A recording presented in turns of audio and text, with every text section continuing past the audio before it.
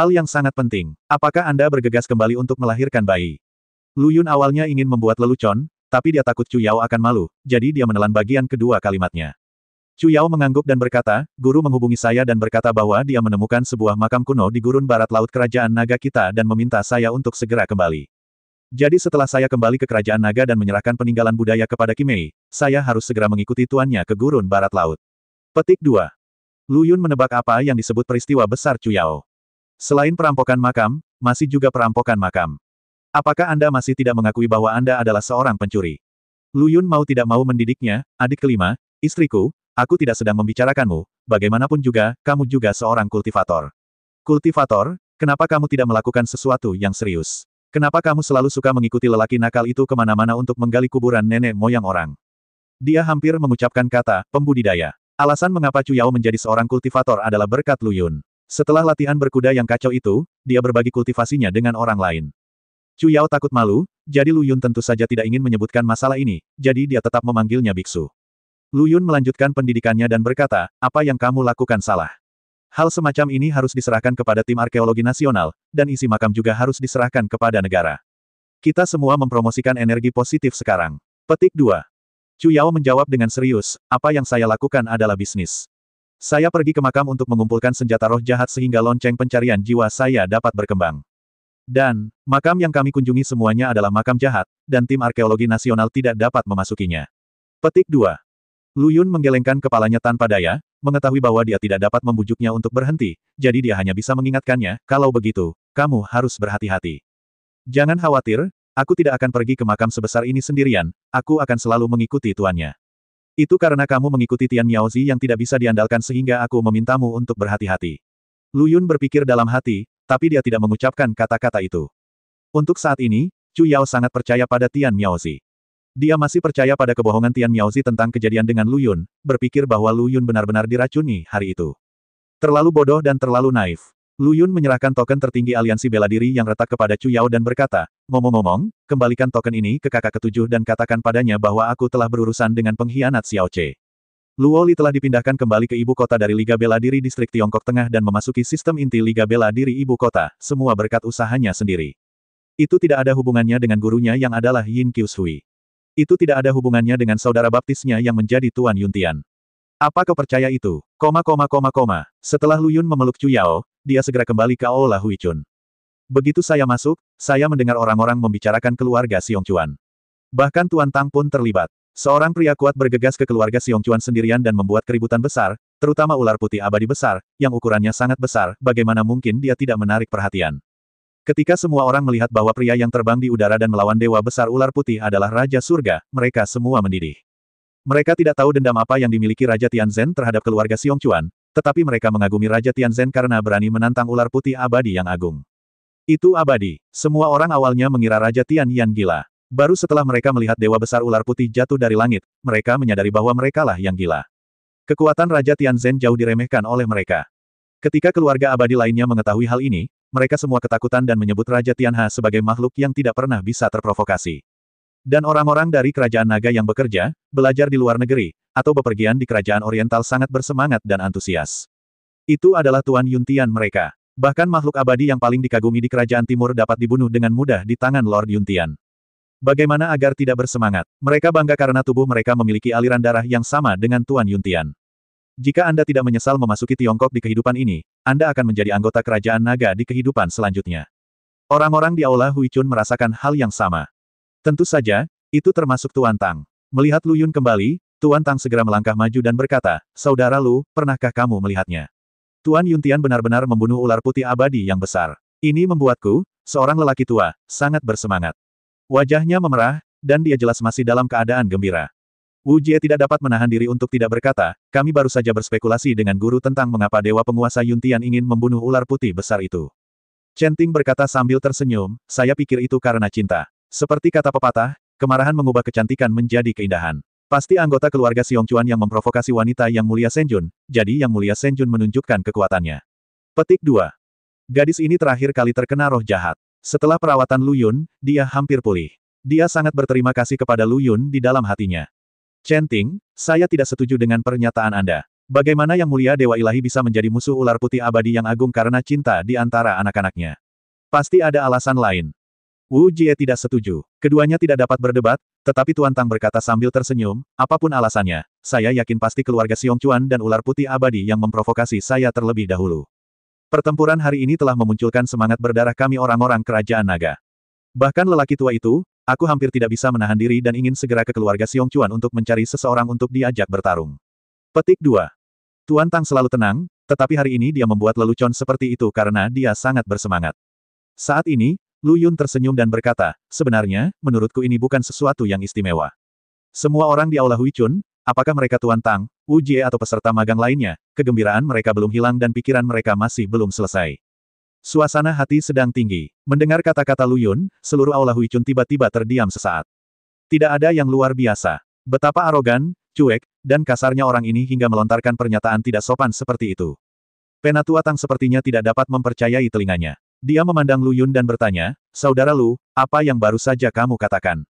Yang lain juga menatap Lu Yun dengan cermat. Rupanya dia merasakan hal yang sama dengan Tuan Tang. Mereka dapat berkumpul karena ketertarikan dan bekerja sama untuk mempromosikan budaya pengobatan tradisional Tiongkok di Longguo. Jika Anda mencintai negara Anda, secara alami Anda akan mencintai Tuan Yuntian. Karena Lord Yuntian adalah sosok perwakilan kerajaan naga. Jadi apa yang dikatakan Lu Yun barusan terdengar seperti pengkhianatan terhadap Tuan Tang dan yang lainnya. Mereka semua berharap mereka salah dengar. Dia menatap Lu Yun dengan mata menyala-nyala. Lu Yun awalnya tidak menonjolkan diri, tetapi ketika dia mendengar mereka memujinya seperti ini, dia tanpa sadar mengucapkan kalimat itu. Melihat semua orang menatapnya, Lu Yun menjelaskan sambil tersenyum, maksud saya adalah bahwa dengan kemampuan yang lebih besar, ada tanggung jawab yang lebih besar. Status Tuan Yuntian di Kerajaan Naga tidak ada bandingannya di negara ini, kepentingan Kerajaan Naga. Menurutku, Dewa Penguasa Yuntian sangat kuat dan seperti Dewa Penjaga. Membunuh ular putih besar itu hanyalah masalah usaha. Makanya saya bilang, tidak ada yang besar, hanya agar Anda tidak terlalu kaget. Petik 2. Setelah penjelasan Lu Yun, semua orang merasa lebih nyaman.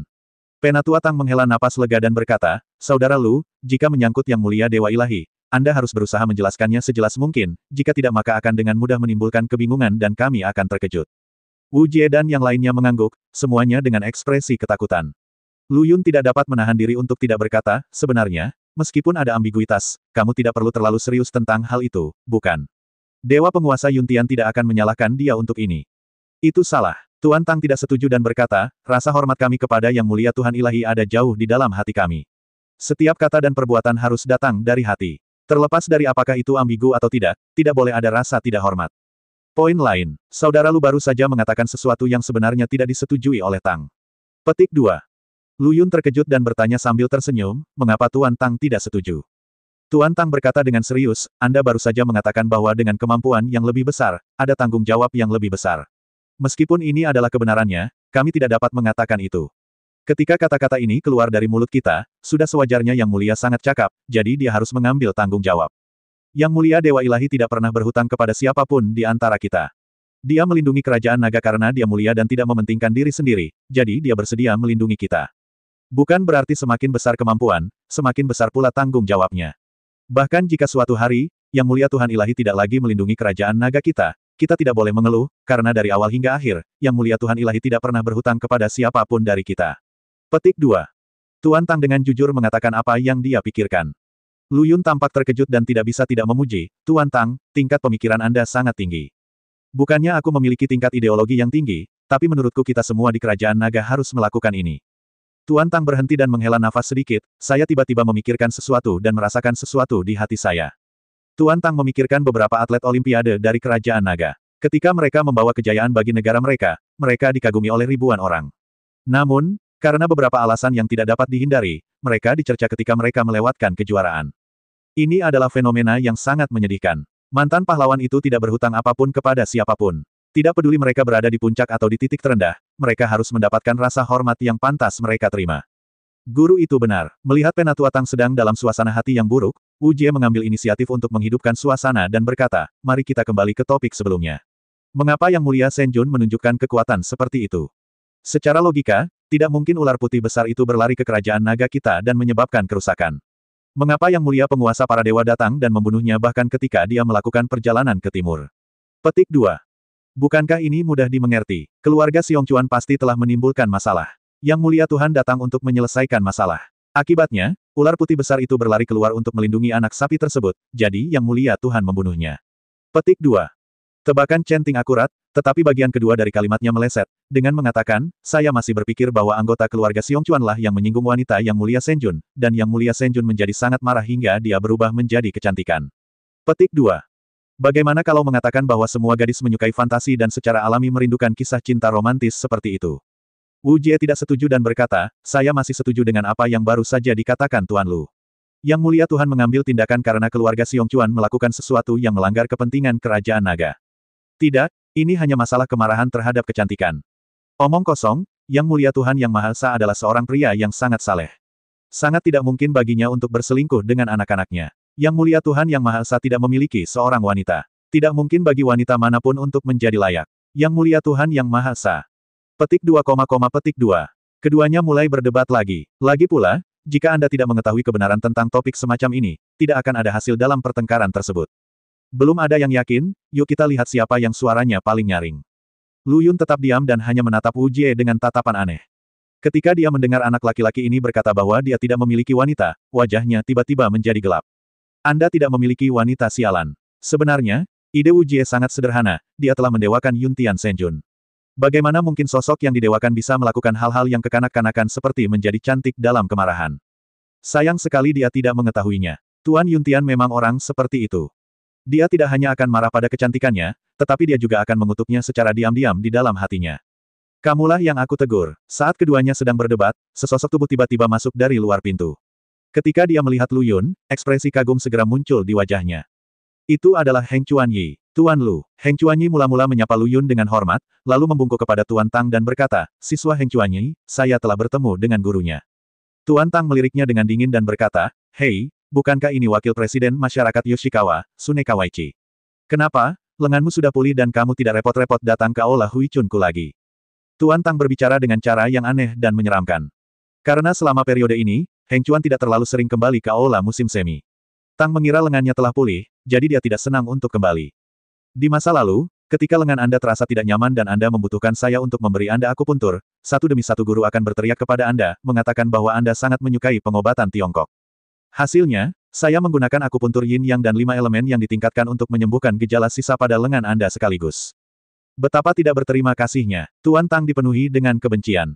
Guru, Anda salah paham. Bukan karena siswa tidak ingin datang menemui Anda, tetapi karena selama ini, mereka sibuk dengan Asosiasi Promosi Budaya Pengobatan Tradisional Tiongkok dan tidak punya banyak waktu. Heng Chuan buru-buru menjelaskan. Wajahnya penuh ketidakadilan dan senyum masam.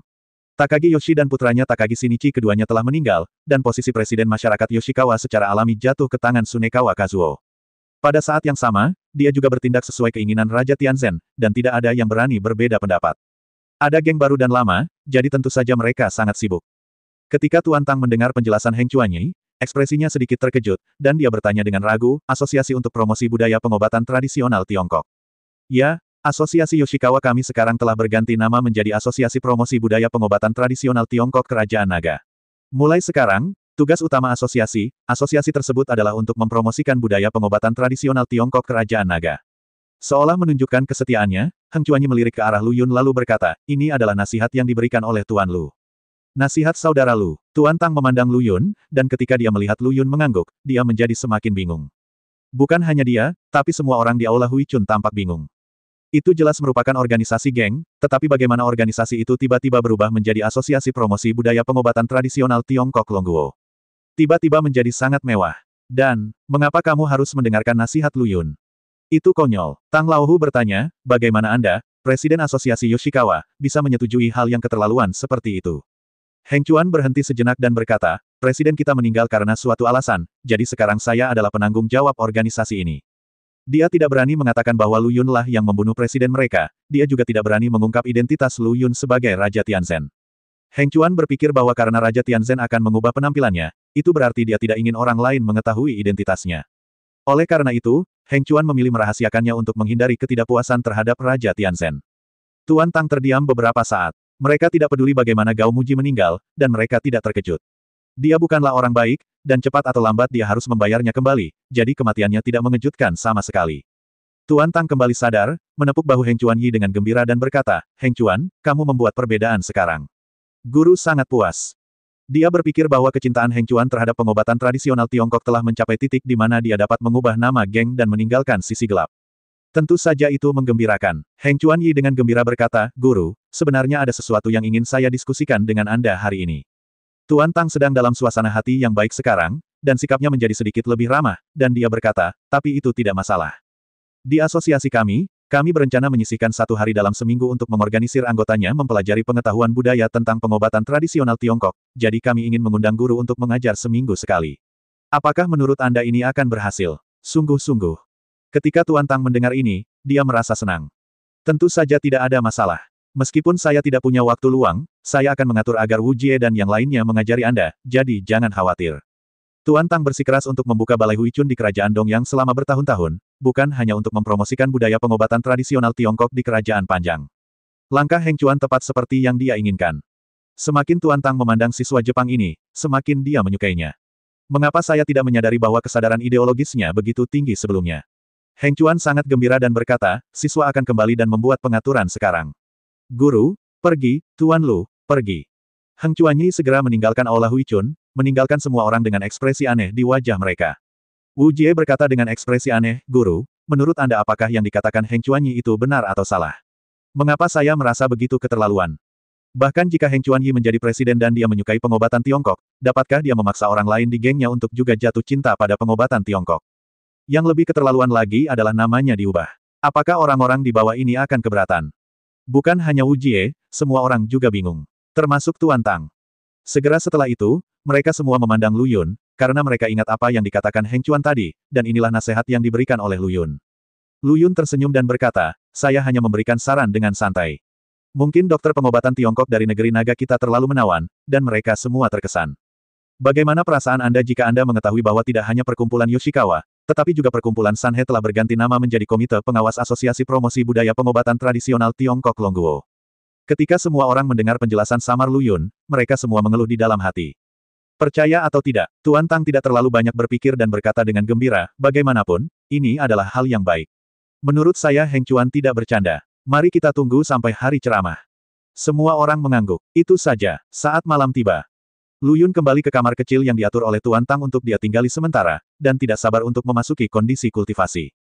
Setelah mengambil begitu banyak darah dari ular putih besar itu, kita seharusnya bisa memadatkan esensi darah yang cukup untuk menerangi bintang kedua, kan? Setelah Lu Yun memastikan bahwa pintunya terkunci, dia dengan cepat memasuki kondisi kultivasi.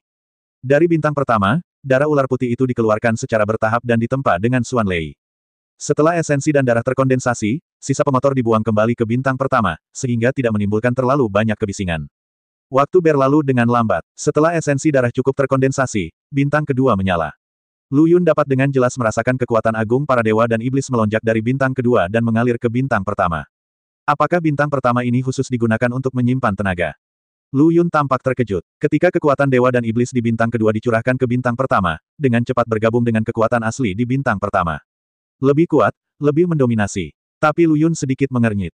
Apakah bau ini lagi? Lu Yun telah kehilangan akal sehatnya beberapa kali sebelumnya dan hampir dikira sebagai seorang kultivator iblis. Belakangan saya mengetahui bahwa ini disebabkan oleh garis keturunan khusus saya. Selama Lu Yun secara tidak sadar mengendalikannya, kasus kehilangan akal sehat seperti itu pasti akan semakin berkurang. Tetapi, kali ini, ketika dua kekuatan dewa dan iblis bergabung menjadi satu, Lu Yun merasakan hal itu lagi, membuatnya tidak yakin apakah harus senang atau khawatir. Benar saja, tidak ada yang sepenuhnya tidak berbahaya. Kekuatan para dewa dan iblis sangat kuat. Setelah dua kekuatan di dalamnya bergabung, mereka menjadi lebih mendominasi. Lu Yun ragu dia bisa melubangi orang kuat di tahap Nas Chen Sol hanya dengan satu pukulan. Disayangkan, tidak ada orang kuat di tahap Nas Chen Sol yang bisa dia latih. Dia tidak berani mencobanya dengan mudah. Karena aura yang terpancar dari kekuatan itu dapat dengan mudah membuat Lu Yun kehilangan kendali. Lu Yun berpikir lama, saya memutuskan untuk tidak menggunakan kekuatan ini dengan enteng di masa depan kecuali benar-benar diperlukan. Setelah menutup bintang pertama, auranya akhirnya menghilang. Segera setelah itu, Lu Yun sekali lagi memusatkan perhatiannya pada bintang kedua. Tidak ada nafas kekuatan ilahi dan iblis di dalamnya, menandakan bahwa itu telah dikuras dengan sangat bersih. Yang mengejutkan Lu Yun adalah meskipun ruang ini sangat kecil dan tidak sebanding dengan bintang besar pertama, terdapat ikan yin yang berputar di dalamnya. Zat emas bersinar yang tak terhitung jumlahnya mengambang di atasnya. Lu Yun dapat melihatnya melalui penglihatan internal, tetapi dia tidak dapat melihat dengan jelas apa itu zat emas. Jadi benamkan diri Anda di dalamnya. Setelah beberapa saat, bayangan jiwa Lu Yun muncul di atas ikan yin yang. Melalui persepsi hantu jiwa, Lu Yun menemukan bahwa zat emas yang mengambang sebenarnya adalah Zhang Danfang. Ini adalah harta karun. Lu Yun langsung sangat gembira. Namun, dia segera menjadi melankolis lagi. Dalam resep-resep tersebut, hanya 1 atau 2 jamu yang terlihat samar-samar, tetapi gambaran keseluruhannya tidak dapat terlihat dengan jelas, dan nama spesifik dari setiap resep tidak diketahui. Apakah kamu tidak bercanda? Lu Yun terdiam. Ini seperti rumah harta karun yang sangat besar. Anda tahu ada banyak harta berharga di dalamnya, tetapi Anda tidak memberikan kuncinya dan Anda tidak tahu bagaimana cara mendapatkan harta itu. Apa gunanya? Lu Yun mau tidak mau ingin mengutuk mereka yang menyimpan rahasia di tubuhnya. Karena Anda ingin saya mengikuti papan catur Anda, mengapa Anda tidak memberi saya lebih banyak petunjuk? Di mana saya bisa menemukan sesuatu yang begitu menggugah selera? Anjing sungguhan. Lu Yun tidak bisa mengeluh lagi, karena ini bukan pertama kalinya dia mengalami hal seperti itu. Ini adalah kasus di penjara jiwa naga sebelumnya. Saya tidak sengaja menangkap jiwa naga darah, tetapi karena saya tidak tahu cara menekannya, saya tidak punya pilihan selain melepaskannya. Baru setelah saya mendapatkan manik-manik darah pemurni jiwa di rawa Lei Yun dari Akademi Yunsan, saya baru tahu cara menyempurnakannya. Lu Yun sangat tertekan. Yang paling ditakuti orang bukanlah tidak memiliki apa-apa, melainkan mengetahui bahwa masih ada harapan namun tidak tahu bagaimana cara meraihnya, sehingga mereka hanya bisa mati-matian menekan kegelisahan di dalam hati. Hampir sepanjang malam, Lu Yun mencoba mencari cara untuk mendapatkan resep pil tersebut. Jika tidak terjadi apa-apa, sesuatu pasti akan terjadi saat ini. Benar saja, tidak ada yang ditemukan. Lu Yun tidak punya pilihan selain menyerah. Lupakan saja, saya belum pernah mempelajari seni alkimia. Bahkan jika saya mendapatkan resep pil itu, tidak ada gunanya. Lu Yun hanya bisa menghibur dirinya sendiri dengan cara ini. Tapi itu juga benar, meskipun dia tinggal di Sekte Danyang untuk jangka waktu tertentu, dia hanya menerima warisan wasiat King Di yang tidak memiliki kegunaan praktis, dan kemudian pergi. Dia tidak pernah meminta saran Gu King San tentang teknik alkimia. Termasuk yang direnggut. Lu Yun sekarang menggunakan kuali Qiankun Danyang yang dia dapatkan secara kebetulan sebagai tas penyimpanan, jika tidak maka akan ada jaring laba-laba di dalamnya. Sepertinya saya harus mencari kesempatan untuk belajar alkimia terlebih dahulu, dan melupakan resep pil itu untuk saat ini. Lu Yun menghilangkan bayangan hantu itu. Saat itu sudah fajar. Saya tinggal di Aula Huichun sepanjang pagi, membantu Tuan Tang mengkonsolidasikan keterampilan akupuntur Kimen miliknya. Menjelang tengah hari, Liu Yaner menelepon dan meminta Lu Yun untuk menemuinya. Liu Yaner telah tinggal bersama Junko Ishihara selama beberapa waktu, dan sepertinya mereka memiliki topik yang tidak ada habisnya untuk dibicarakan. Setelah Lu Yun menerima panggilan tersebut, dia segera bergegas ke rumah Ishihara Sanhe. Ishihara Sanhe berkata dengan hormat, Tuan Lu, silakan ikut dengan saya. Lu Yun mengangguk dan mengikuti Ishihara Sanhe ke halaman belakang villa, tapi Ishihara Sanhe tidak masuk. Sebaliknya, dia menunjukkan senyuman misterius dan berkata, Tuan Lu, tolong. Lu Yun meliriknya dengan curiga, tidak tahu apa yang sedang dilakukan orang ini, atau mengapa Liu Yaner tiba-tiba memanggilnya. Berjalan ke halaman belakang villa dengan kebingungan, mata Lu Yun tiba-tiba berbinar. Halaman belakang villa memiliki pemandangan yang unik dan lingkungan yang asri, dengan beberapa bebatuan kecil berdiri di sana. Yang paling penting adalah, dikelilingi bebatuan, terdapat sumber air panas buatan yang mengeluarkan uap panas. Hal yang paling penting adalah, ada seseorang di pemandian air panas, dan dia adalah seorang wanita cantik dengan sosok yang luar biasa, punggungnya menghadap Lu Yun, rambut hitamnya diikat tinggi, memperlihatkan leher belakangnya yang putih dan ramping serta 2 bahunya yang mulus. Tapi coba pikirkan, ini adalah pemandian air panas pribadi yang ada di rumah orang lain, jadi tentunya tidak perlu terlalu membatasi. Lu Yun akhirnya mengerti mengapa Ishihara Sanhe tidak mengikutinya. Tuan Lu, Anda di sini. Suara jelas Ishihara Junko terdengar, dan dia berbalik tanpa ragu-ragu, dengan suara yang agung dan setengah tersembunyi. Meskipun Lu Yun telah melihat tubuh Junko Ishihara dengan pandangan artistik ketika dia melukisnya, pada saat ini, dia tetap merasa bersemangat. Perasaan kabur adalah yang paling mematikan. Lu Yun berpura-pura tenang dan berkata, Nona Junzi, bukankah Liu Yaner yang memanggilku ke sini? Di mana dia?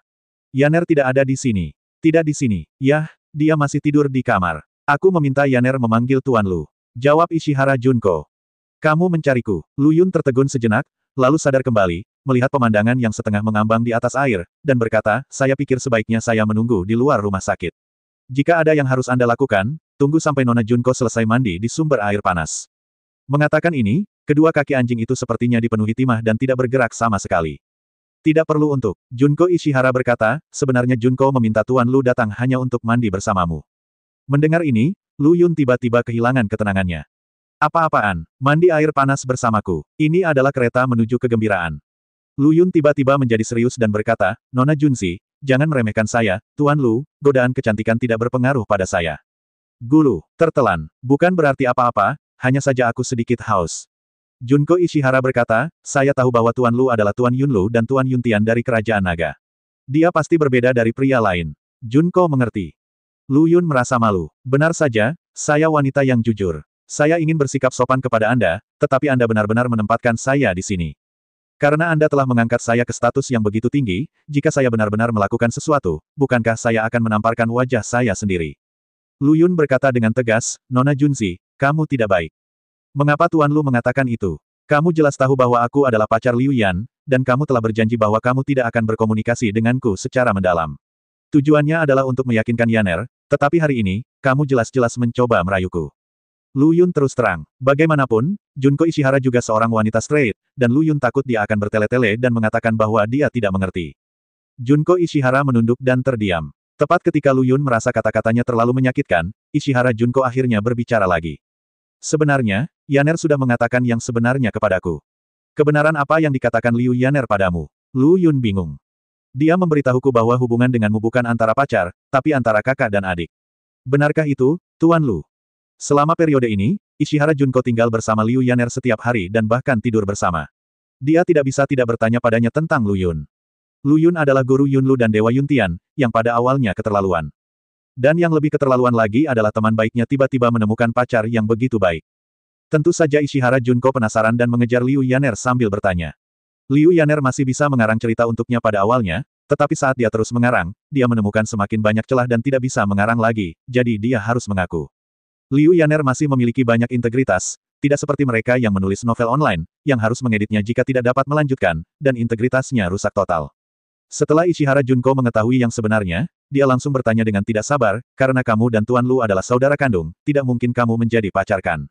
Lalu bisakah aku mengejar Tuan Lu? Liu Yaner berpikir dalam hati, ini bukan ciuman, jadi mengapa tidak mungkin? Namun, dia tahu karakter Ishihara Junko, dia hanya mengatakan apapun yang dia inginkan, jadi dia tidak membantahnya, tapi mengangguk dan berkata, ya, kamu pasti bisa mengejar Xiao Luyun. Ishihara Junko sangat gembira setelah mendengar ini. Siapa yang tidak bisa mencintai pria seperti Tuan Lu? Junko Ishihara mengatakan sebelumnya bahwa dia akan menjaga jarak dari Lu Yun karena dia mempertimbangkan perasaan Liu Yaner. Sekarang dia tidak lagi memiliki keraguan seperti itu, tentu saja dia mengejarnya dengan berani. Tapi kemudian Junko Ishihara mendapat masalah. Dia tidak pernah mengejar pria, jadi dia tidak tahu harus mulai dari mana. Saat ini Liu Yaner melakukan tindakan jahat dan berkata, sebenarnya, ini sangat sederhana. Junko, kecantikanmu tidak buruk. Selama kamu merayu Xiao Luyunse, dia pasti akan bertanggung jawab padamu. Saya jamin ini. Liu Yaner berbohong seperti ini, tetapi hatinya menghina, haha, jika Kasim kecil itu begitu mudah dirayu, saya pasti sudah bertanggung jawab sejak lama. Sampai saat ini, dia masih berpikir bahwa Lu Yun tidak berani mematahkan sihir Wuming. Junko Ishihara percaya itu benar, jadi kejadian hari ini terjadi. Lu Yun mungkin menebak bahwa Liu Yaner menyebabkan masalah, dan mengutuk dalam hatinya, Vixen, gali saja lubang untukku. Apakah kamu menantang ketahananku? Melihat Junko Ishihara masih menatapnya dengan ekspresi murni. Lu Yun kembali sadar dan berkata, Liu Yaner benar. Dia dan aku memang bersaudara, tapi kami hanyalah saudara kandung, dan kami sudah memiliki hubungan yang erat. Apa? Ketika Junko Ishihara mendengar ini, matanya yang indah membelalak tak percaya, Tuan Lu mengatakan bahwa kamu dan Yaner sudah. Mengapa Yaner tidak memberitahuku tentang ini? Mungkin sulit untuk mengatakannya. Lagi pula, dia sangat berisik malam itu. Lu Yun memandangi bebatuan di belakang sumber air panas, dengan senyuman penuh arti di bibirnya.